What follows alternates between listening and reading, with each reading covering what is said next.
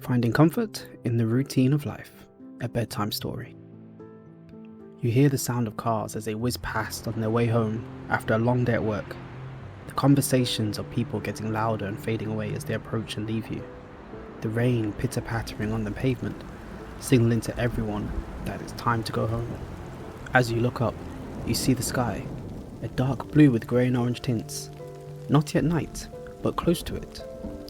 As the rain washes over you and the day is in its transitional period to night, you feel a sense of peace, a sense of change. The rain washes away at the worries of the day and invites the night, bringing a new time, a time for yourself and for those you care for. I'm so looking forward to hitting up that new bar, you hear someone say as their group approaches your position. Same, it's been such a long week. I need a good drink to just forget it. I heard they do the best cocktails.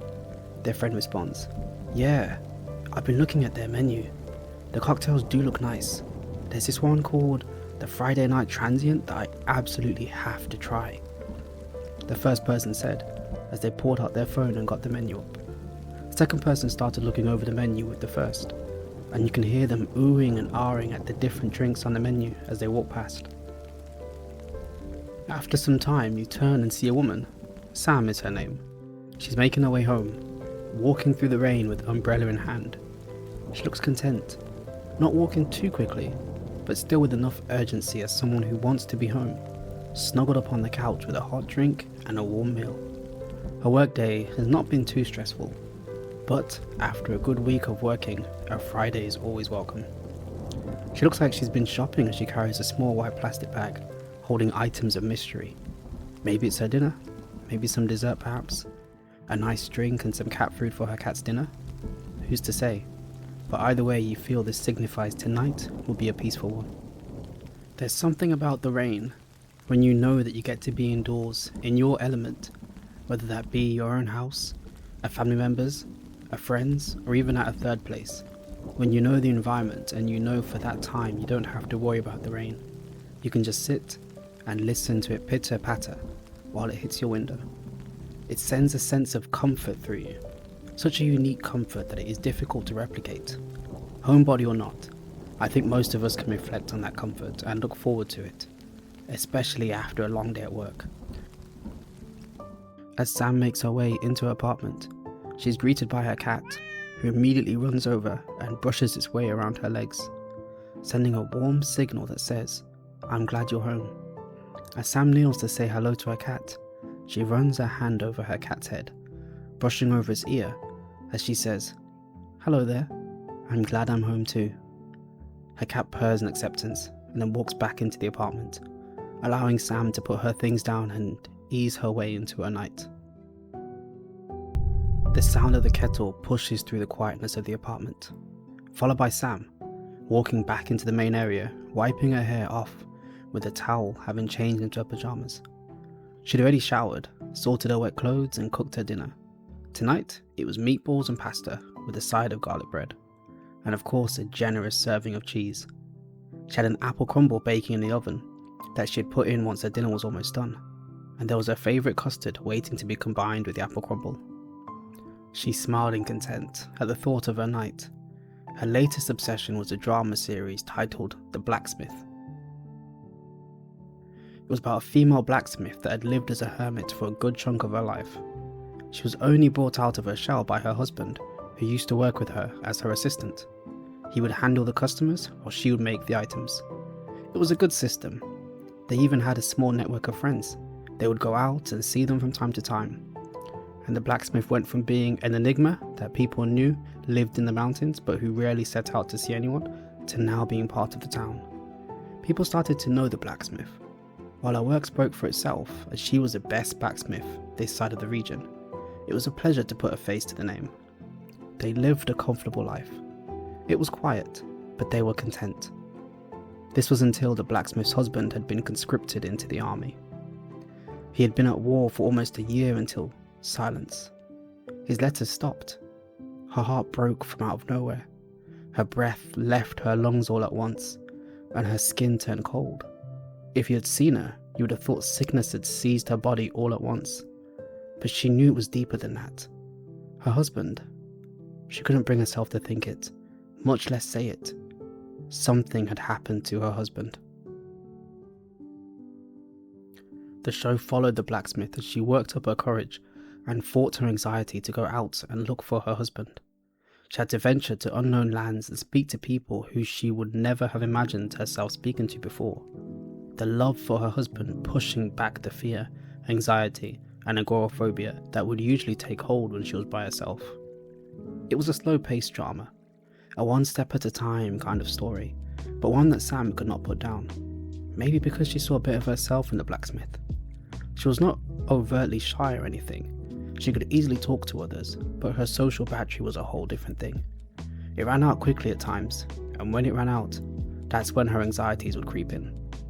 But she liked the thought of a one-step-at-a-time kind of thing. In this continuous and sometimes monotonous world, to think about taking life just one step at a time provided a sense of peace that the drone of the everyday would otherwise have stamped out. In this world, peace is everything, and finding your peace is key to living a joyous life. As Sam went to take her first bite of meatball, pasta, sauce and cheese, her phone rang, which even caused her cat to open one eye and see what all the hubbub was about. Sam looked at her phone and saw it was her friend Nicole. Nicole had preceded her call with a message. She was so content, so in her peace, that she didn't want to answer. Did that make her a bad friend? She thought. She pushed that to the back of her mind for now, as overthinking was the one thing that Sam did. She read the text. Sam, a bunch of us are going out. You should come. I'll come pick you up in an hour. Don't be late, get yourself ready. Alex will be there. With a side-eye emoji at the last part, for good measure. Alex, the person whom her friends had been trying to set her up with for months. She had met him a handful of times, and while he seemed nice enough, she just didn't feel like dating right now. She'd been living in her new apartment for around 8 months now, and she was still just enjoying the environment of having her own space. She had broken up with her previous boyfriend of 2 years, which prompted the move to this place. The breakup was mutual, and while they did not remain friends, neither of them harboured any ill will to the other. She hoped he was doing okay though. She had tried to tell this to Nicole, but Nicole has been in a relationship with the same person since they were in school. And so for her, being in a relationship is one of the key things in life. And so she struggled to wrap her head around why Sam would want to be alone. Nicole meant well, but Sam was content not being with Alex. Back to the text. Nicole would be here in an hour. Sam really did not want to go out tonight. While she hadn't been out in a few weeks, she was fine with this. The thought of going out made her feel tired. She had a busy couple of weeks, and so to finally have some time to herself felt divine. And it felt like something she would have to fight for. She looked over to her cat, who meowed and moved over, rubbing against her leg, almost saying, I've got your back, even if I am in a sleepy state. And so, Sam did it. She called Nicole and told her she wasn't coming out tonight. She wanted to come up with some excuse. I'm not feeling well, or I'm out of town, or I'm working late. But no, Nicole was her best friend. If there was anyone to be honest to, it was her, as Nicole would always understand, in her own way. So, she told her the truth, described her night to her, and Nicole didn't fight it. She told Sam that her night sounds wonderful, and maybe, if she's down, they could do the same over the weekend. As to be fair, Nicole felt like she needed a quiet night in as well. Sam smiled, and explained to her about a new show that she wanted to check out, if Nicole wanted to join her tomorrow night, and Nicole accepted, solidifying the hangout session. With that, they wished each other a wonderful night, and Sam stroked her cat, saying thank you for the assistance, before unpausing the show and resuming her first bite of dinner. You feel everything around you start to warp and fade, realizing that Sam and her story was one that you witnessed through a dream, one of many that maybe we'll visit in the future. As you re-enter the land of dreams, you hear a voice. Some battles are not big fights. Some are the small ones we fight every day, in choosing to hang out with ourselves, or to hang out with friends and family. neither is better than the other, as it all comes down to you, your mood, and the day. Don't feel pressured to always have to sacrifice your alone time for others, but also don't withdraw yourself from others as well. Learn to cultivate both your alone time and the time spent with others, and you'll give yourself a one-up in any future battles you may have. I hope you've all enjoyed this short story, and remember, you have done enough, and you are more than enough. You are strong, and you are loved. The day has ended, and the land of dreams beckons. Make sure to leave the worries of the day behind, so you can fully enjoy the land of dreams. Tomorrow is a new day, and we'll tackle it together when the day comes. So sleep tight, everyone. Sweet dreams and good night. And as the dream world warps back into your own dreams, you smile, knowing that in the land of dreams, there is no worries, only dreams.